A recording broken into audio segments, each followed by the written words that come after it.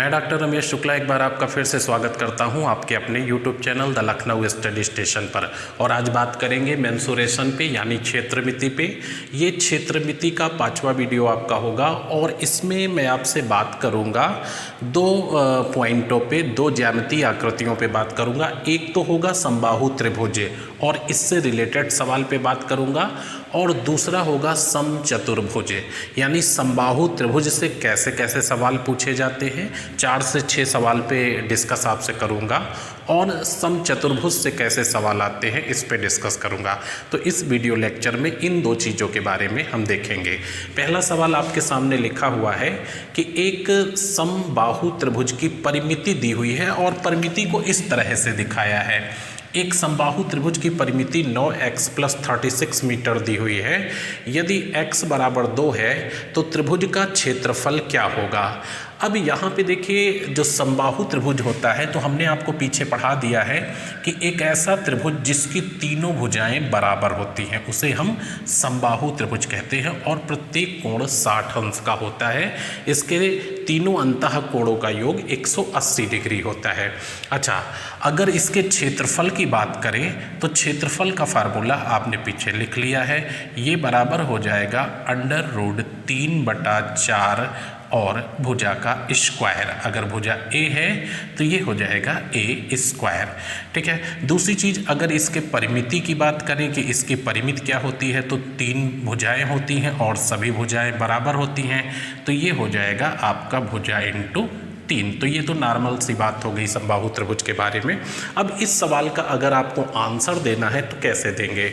इसकी परिमिति बताई गई है 9x + 36 और x की वैल्यू 2 है, तो 9 और गुणे x की जगह 2 कर देंगे और +36 कर देंगे, तो ये आपका हो जाएगा 18 + 36 यानी 54 मीटर।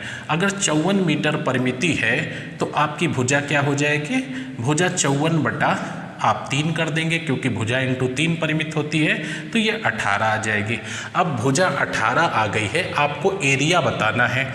तो एरिया बताने के लिए √3/4 और गुणे 18 और गुणे 18 आप यहाँ से काट देंगे, 2 दूना 4 तो ये 9 हो जाएगा और ये भी 9 हो जाएगा। 9 × 9 = 81√3 आपका ये आंसर हो जाएगा मीटर², क्योंकि एरिया मीटर² में होगा।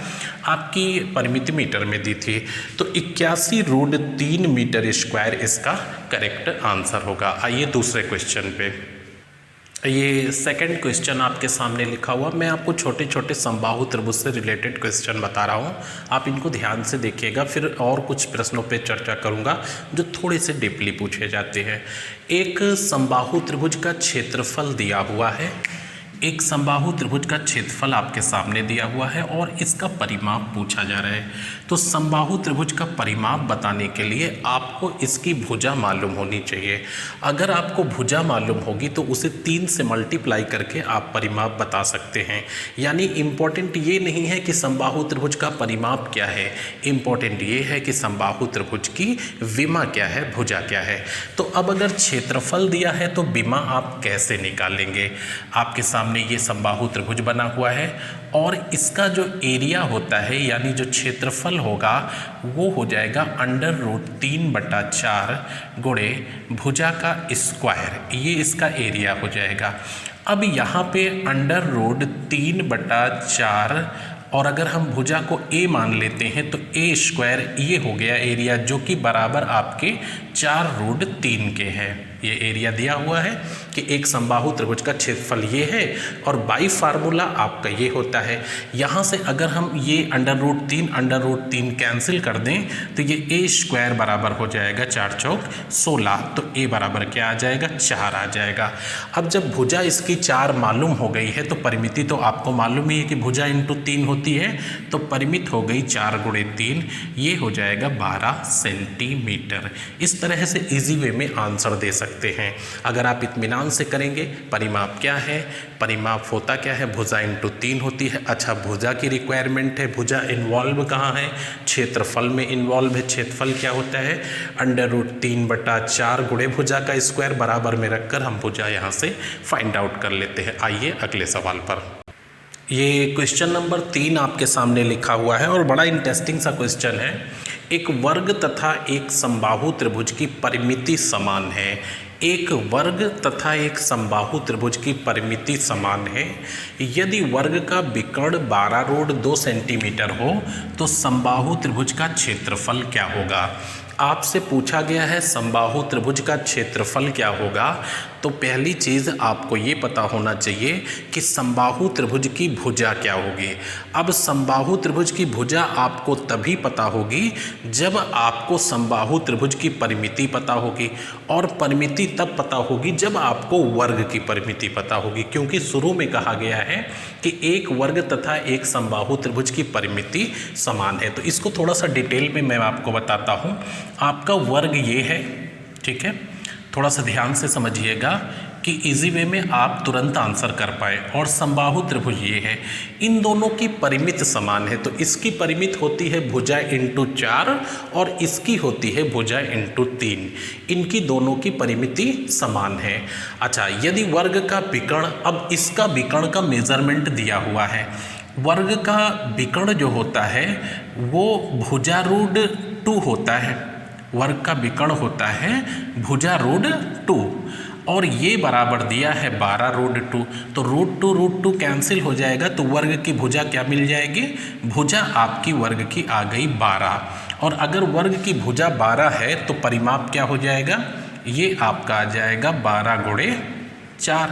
तो परिमाप हो गया 48 सेंटीमीटर। ये वर्ग का परिमाप। अच्छा, वर्ग का परिमाप और समबाहु त्रिभुज का परिमाप इक्वल है।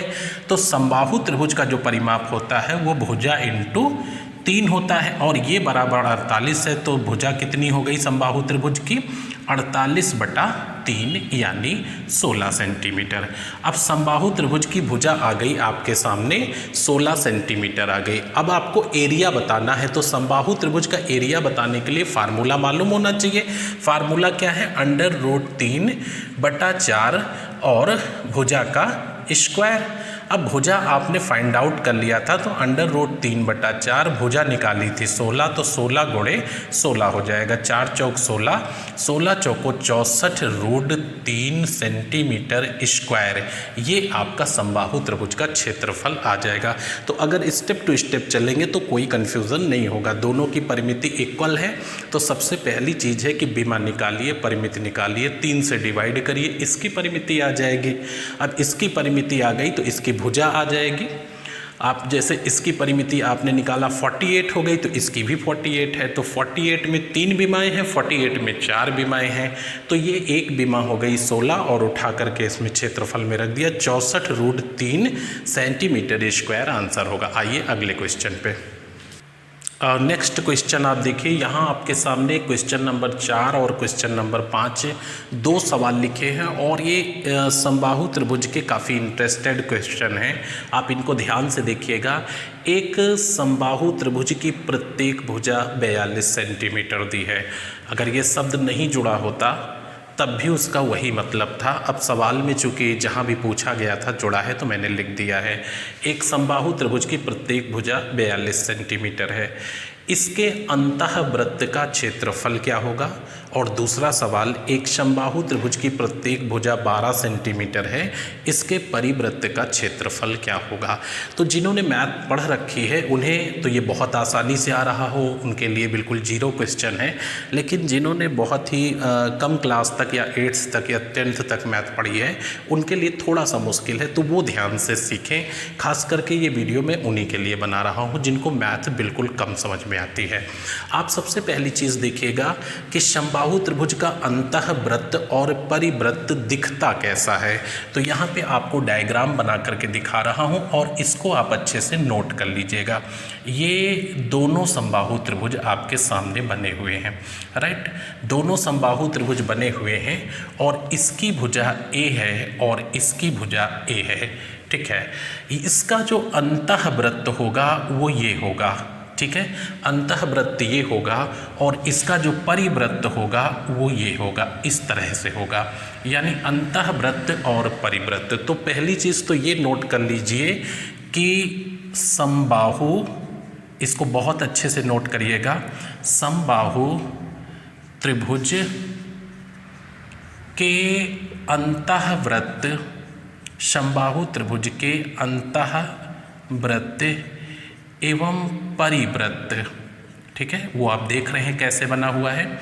एक समबाहु त्रिभुज के अंतःवृत्त एवं परिवृत्त की त्रिज्या में, की रेडियस में, त्रिज्या में 1:2 का अनुपात होता है, का अनुपात होता है, रेशियो होता है।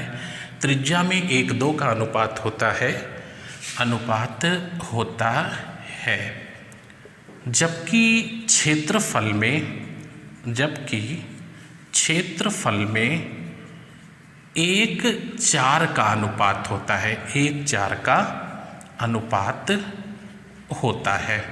ठीक है, आप इसको लिख लो, ये आपके लिए बहुत ही इम्पोर्टेंट है। अंतःवृत्त और परिवृत्त का क्षेत्रफल आप बाद में बताइएगा, पहले ये देखें कि अंतःवृत्त दिखता कैसा है। तो समबाहु त्रिभुज का अंतःवृत्त और समबाहु त्रिभुज का परिवृत्त। तो समबाहु त्रिभुज के अंतःवृत्त एवं परिवृत्त की त्रिज्याओं में यानी रेडियस में 1:2 का रिलेशन होता है और इनके एरिया में जो रिलेशन होता है वो 1 और 4 का होता है। आप इसको नोट कर लो अच्छे से। और अब मैं आपको यहीं पे लिख के दिखा रहा हूं कि समबाहु त्रिभुज के अंतःवृत्त की त्रिज्या क्या होती है और परिवृत्त की त्रिज्या क्या होती है, क्योंकि जब तक त्रिज्या नहीं मालूम होगी तब तक आप क्षेत्रफल नहीं बता सकते हो। तो यहाँ पे आपको मैं तुरंत लिख के दिखा रहा हूं कि समबाहु त्रिभुज के अंतःवृत्त और परिवृत्त की रेडियस आप निकालते कैसे हैं। आप देखिए,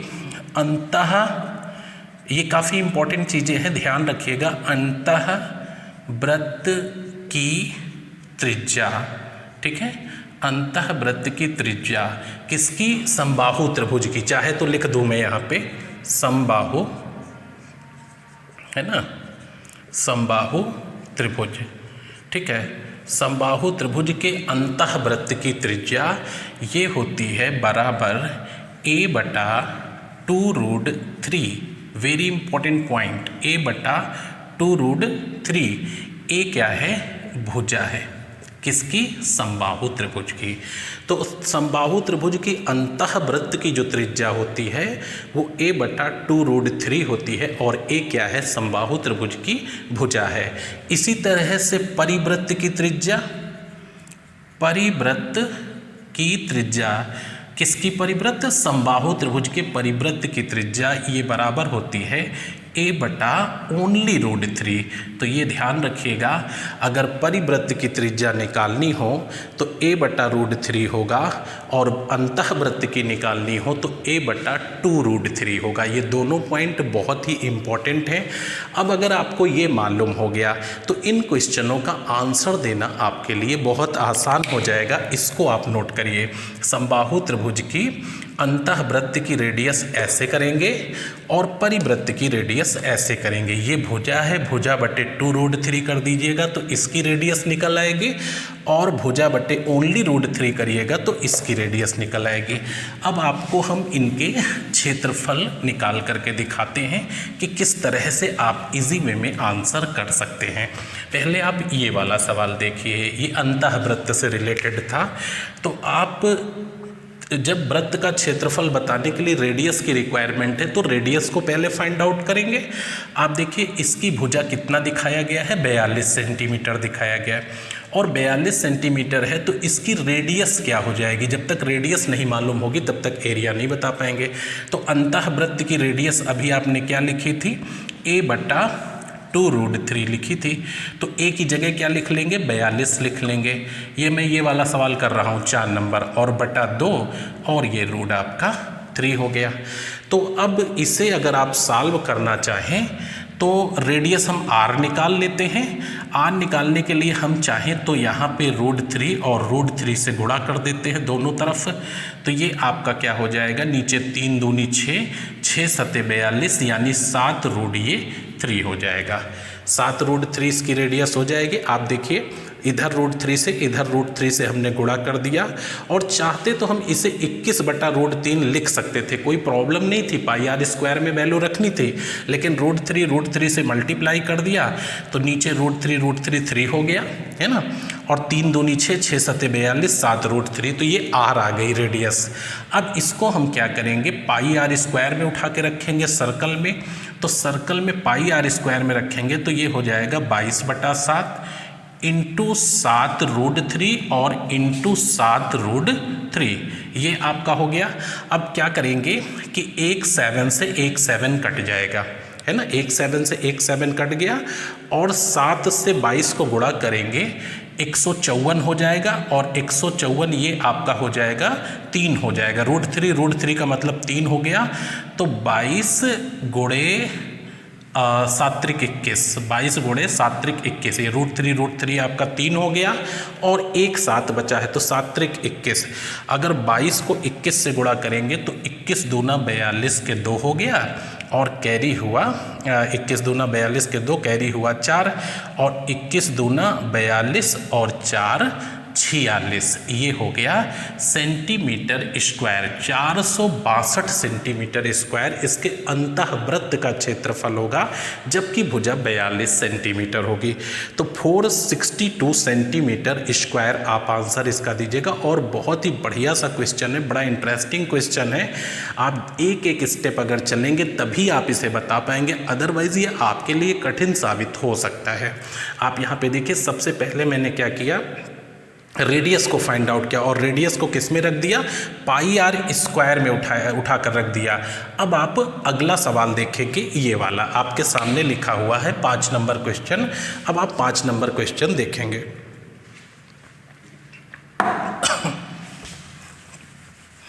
अब मैं आपसे परिवृत्त के बारे में बात करता हूँ। डायग्राम दोनों बने हुए हैं, बहुत ही स्पष्ट तरीके से समझ लीजिए, और कोई कन्फ्यूज़न हो तो हमें कमेंट में लिखिएगा। आपका समबाहु त्रिभुज की प्रत्येक भुजा 12 सेंटीमीटर है, इसके परिवृत्त का क्षेत्रफल क्या होगा। तो परिवृत्त की त्रिज्या चाहिए, और परिवृत्त की त्रिज्या a/√3 होती है। ए क्या है, आपकी भुजा है 12, हमने 12/√3 लिख दिया। अब √3 से दोनों तरफ गुणा कर दीजिए, राइट। तो नीचे क्या हो गया, √3 हो गया, केवल 3, 3 चौक 12, 4√3 आ गई, ये क्या हो गई, आपकी r हो गई, यानी त्रिज्या हो गया, त्रिज्या आपकी 4√3 आ गई।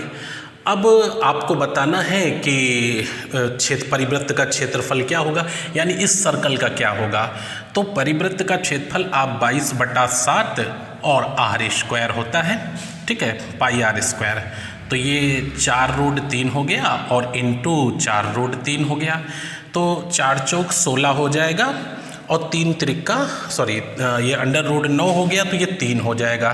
तो 22 गुणे इधर बच जाएगा 16 तिया 48, तो 4 चौक 16 तिया 48 और बटा 7, तो 22 गुणे 48 में कर लेता हूँ, देख लेता हूँ एक बार क्या आएगा, है ना। 22 गुणे 48, तो 22 गुणे 48 जब हमने किया तो 1056 आ गया, 1056 आ गया। अब इसे हम 7 से डिवाइड करेंगे, तो 7 × 7, और यहाँ बच गया 3, 7 × 5 = 35, और 0 6/7 सेंटीमीटर स्क्वायर, 150 सही 6/7 सेंटीमीटर स्क्वायर इसके परिवृत्त का क्षेत्रफल। ये पूछा हुआ सवाल है, और यही ऑप्शन में था। बहुत ही इंटरेस्टिंग क्वेश्चन है। एक समबाहु त्रिभुज की प्रत्येक भुजा 12 सेंटीमीटर, इसके परिवृत्त का क्षेत्रफल क्या होगा। तो परिवृत्त का क्षेत्रफल बताने के लिए आपको रेडियस चाहिए, और रेडियस क्या होती है, भुजा बटे √3 होती है। आपने तुरंत वैल्यू रखी, और देखिए ये बराबर करने के लिए ऐसा किया गया है, ये 3 चौक 12, 4√3 हो गया, और उसके बाद πr² है, ये सर्कल का एरिया πr² होता है, 22/7 r। आप कैलकुलेट कर लीजिए, 150 सही 6/7 सेंटीमीटर स्क्वायर आएगा। आइए नेक्स्ट क्वेश्चन पर। ये क्वेश्चन आपके सामने 6 नंबर लिखा हुआ है, और मैंने बताया था शुरू में आपसे कि समबाहु त्रिभुज और समचतुर्भुज, इन दोनों के कुछ इम्पोर्टेंट सवालों पे आपसे डिस्कस करेंगे।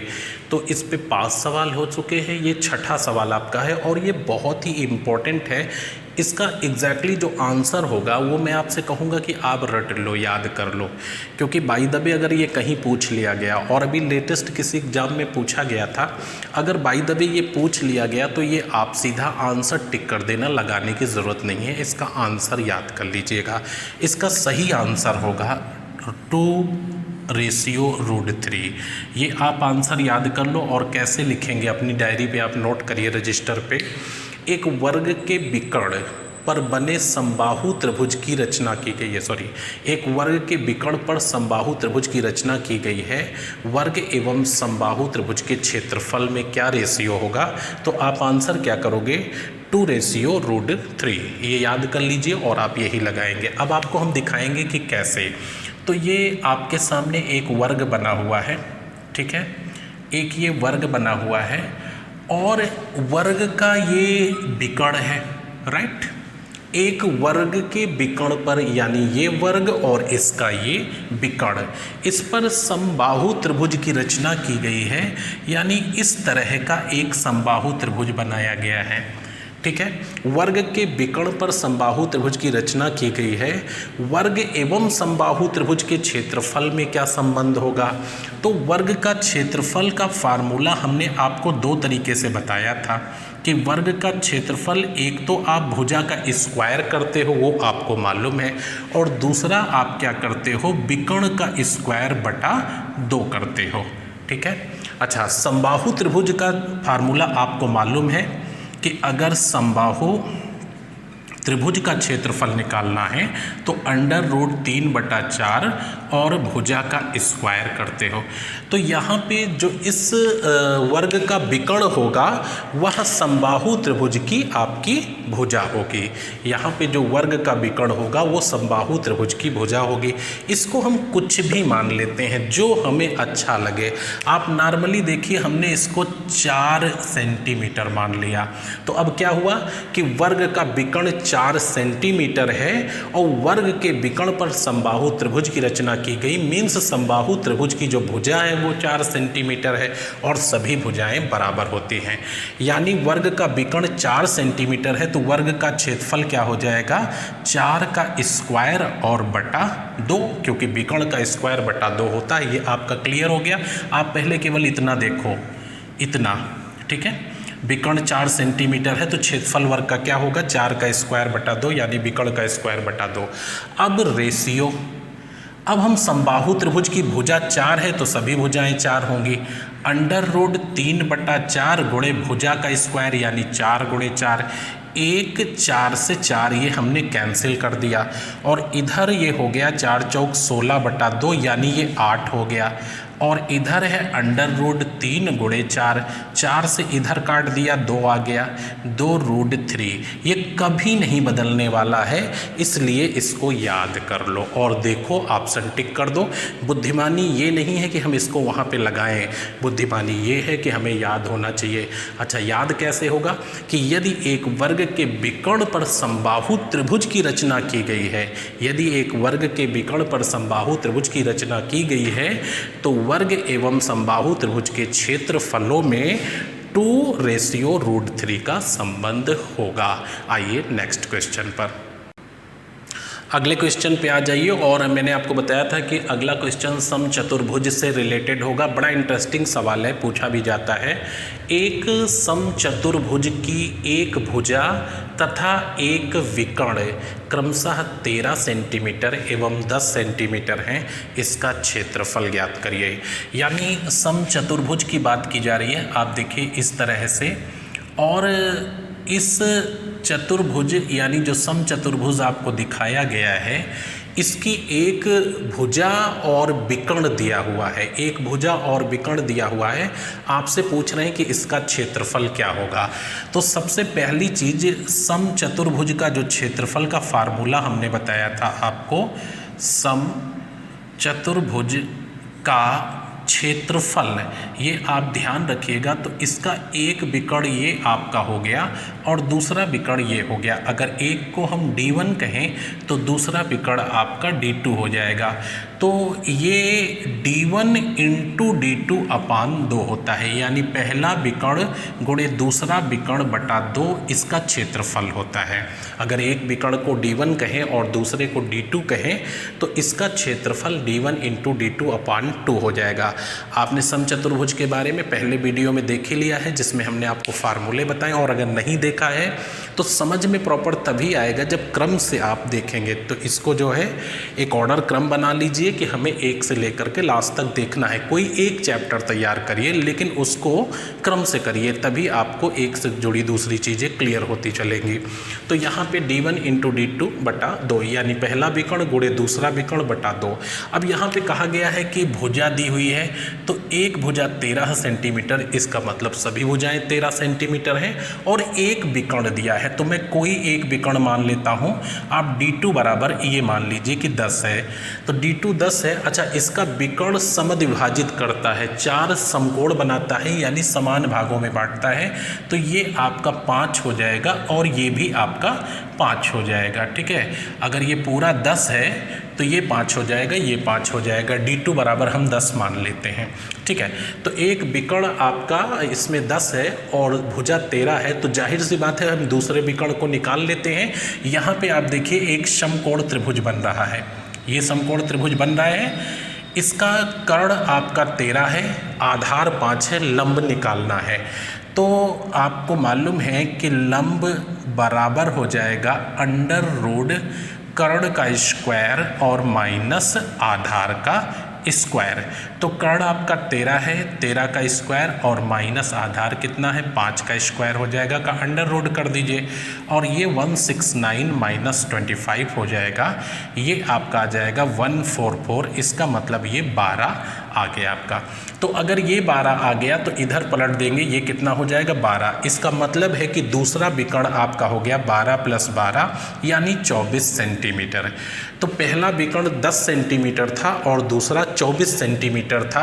अब आप क्या करेंगे 10 गुणे 24 बटा 2, यानी पहला विकर्ण गुणे दूसरा विकर्ण बटा 2 बराबर 120 सेंटीमीटर स्क्वायर, ये इसका आंसर आ जाएगा। तो अगर एक विमा दी हुई है और एक विकर्ण दिया हुआ है तो आप इसको समकोण त्रिभुज में पाइथागोरस प्रमेय को लागू करते हुए आसानी से आंसर बता सकते हैं। दोनों विकर्ण पता होंगे तो दोनों विकर्णों के गुणनफल को 2 से डिवाइड करके आप आंसर कर सकते हैं। आइए नेक्स्ट क्वेश्चन पर। ये आज का आखिरी क्वेश्चन है और समचतुर्भुज से रिलेटेड है। टोटल 8 क्वेश्चन हो जाएंगे और नेक्स्ट वीडियो में हम आपसे अगले टॉपिक पे बात करेंगे। एक समचतुर्भुज का एक विकर्ण, एक समचतुर्भुज का एक विकर्ण दूसरे विकर्ण का 80% है। यदि इसका क्षेत्रफल 40 वर्ग सेंटीमीटर है तो बड़ा विकर्ण क्या होगा? हमें नहीं मालूम है। आपका पहला विकर्ण मान लीजिए D1 है और दूसरा विकर्ण D2 है, ऐसा मान लेते हैं। तो एक विकर्ण दूसरे विकर्ण का 80% है। अगर दूसरा विकर्ण 100 है तो ये आपका 80 हो जाएगा, यानी दोनों विकर्णों में जो रिलेशन है वो 4:5 का है। ये विकर्ण में अनुपात है 4:5 का, ये विकर्ण नहीं है। लेकिन अब ये हो गए विकर्ण 4x और 5x, ये विकर्ण हो गए। x लगा करके इसे हमने अनुपात हटा दिया। तो एक विकर्ण दूसरे का मुझे दूसरा नहीं मालूम क्या है। दूसरा अगर 100% है तो पहला 80% है। 20 चौको 80, 20 पंचे 100। अगर एक 4x है तो दूसरा 5x है। अच्छा, क्षेत्रफल आपको मालूम है कि दोनों विकर्णों का गुणनफल बटे 2 बराबर एरिया होता है। तो इसको हम बटे 2 कर देते हैं और ये बराबर कितना हो गया, कितना दिया था, क्षेत्रफल दिया था आपका 40, ये हो गया है ना, ये 40 दिया था, 40 वर्ग सेंटीमीटर। तो पहला विकर्ण गुणे दूसरा विकर्ण बटा 2 बराबर क्षेत्रफल, ये कितना हो जाएगा 4 पंचे 20 x स्क्वायर बराबर 80 हो गया। तो तो एक्स स्क्वायर बराबर 20 चौको 80 4 हो गया और x बराबर आ गया 2। अगर आपसे पूछा जाता है कि बड़ा विकर्ण क्या है तो 5x यानी 5 गुणे 2 बराबर 10 सेंटीमीटर। और अगर छोटा विकर्ण पूछा जाएगा तो 4 गुणे 2 बराबर 8 सेंटीमीटर। तो बड़ा विकर्ण आपसे पूछा गया है, आपका आंसर होगा बी। तो इन सवालों को आप इत्मीनान से सीखिए। जिनका मैथ कभी नहीं रहा है उनको थोड़ी सी दिक्कत होती है, इसलिए मैंने इन सवालों को सबसे इजी वे में आपको बताया है। आप इनको सीखिए और अगर फिर भी कहीं समझने में आपको प्रॉब्लम होती है तो आप हमें कमेंट में लिखिएगा। नेक्स्ट वीडियो में इससे रिलेटेड बातें हम लोग करेंगे। तब तक के लिए बहुत सारी शुभकामनाएं। धन्यवाद।